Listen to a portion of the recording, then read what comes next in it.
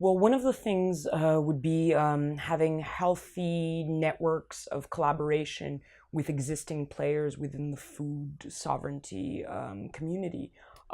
Building these partnerships early on in terms of having the providers there in place.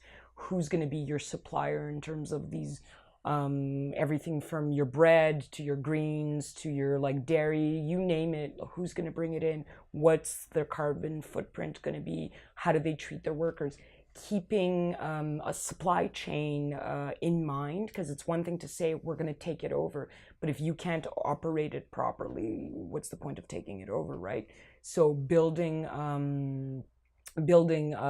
viable collaborations with those already working on supply chain and approaching essentially smaller operators from early on that share your values and share your vision of a healthier food system, of a sustainable food system.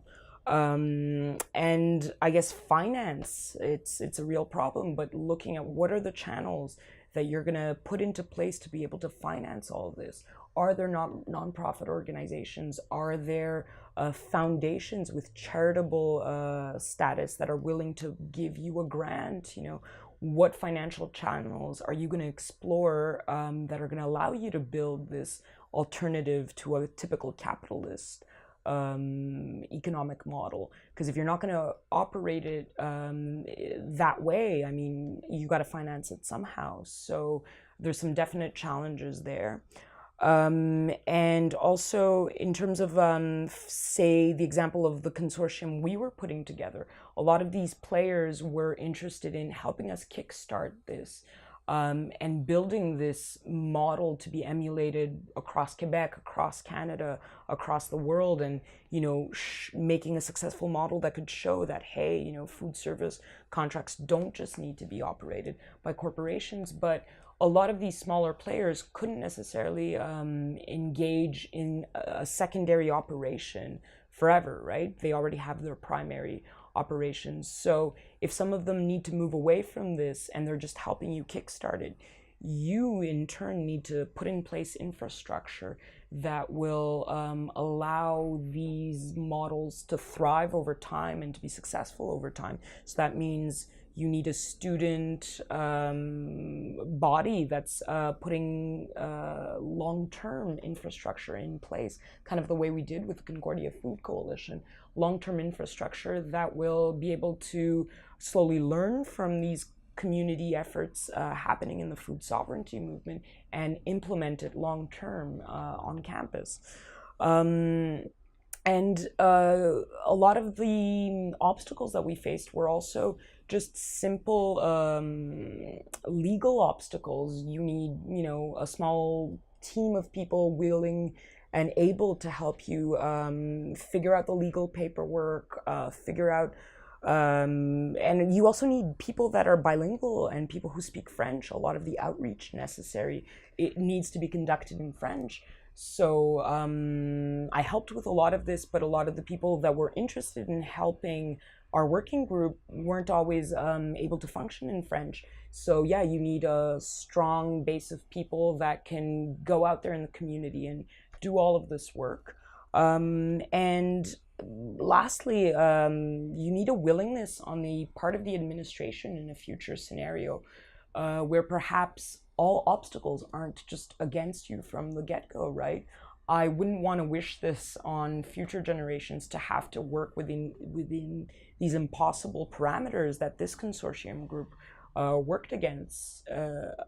I would hope that in the future, Concordia's administration finally learns their lesson and sees, they keep handing over these large multi-million-dollar contracts to corporations that just take turns running things in the exact same way. I would hope that in the future they let go of this archaic process of going to public tender with requests for proposal that are impossible to apply to if you're a community player. I would hope that, they don't just pay lip service the way they did to this growing food movement at Concordia. They don't just ignore the community's needs. They don't ignore calls from the community saying, hey, the parameters you're imposing on students in res and the parameters you're imposing, the conditions you're creating with these contracts are not financially accessible for students. This food's not affordable. This food's not healthy. It's not delicious. No one wants it. No one wants this corporate garbage. So I would hope in the future that they learn their lesson, and since the community is working so hard on creating viable alternatives, that they also don't hinder community efforts. For instance, the McConnell Foundation was releasing a huge grant to the community for alternative food systems work. And we, as the Hive, applied for some of that funding. And instead, we had to compete against the administration, and the administration also applied for that funding. And with that funding, created a job. They created a position for a sustainable food coordinator that would essentially help the next corporate provider, be green. And so, in my mind, it's kind of preposterous that the administration went out into the community, sought out charitable money to assure one person's salary for 2 years to help a corporation be green.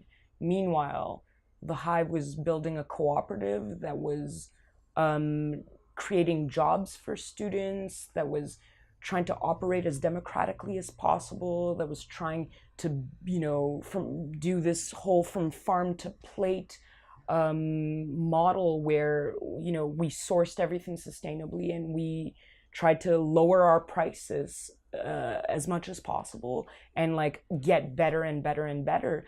And instead of allowing for a smaller entity like Concordia to successfully attain this funding, they stepped in the way, presenting themselves as the most viable option for food systems reform. Meanwhile, the community was creating an actual viable alternative, not just greenwashing.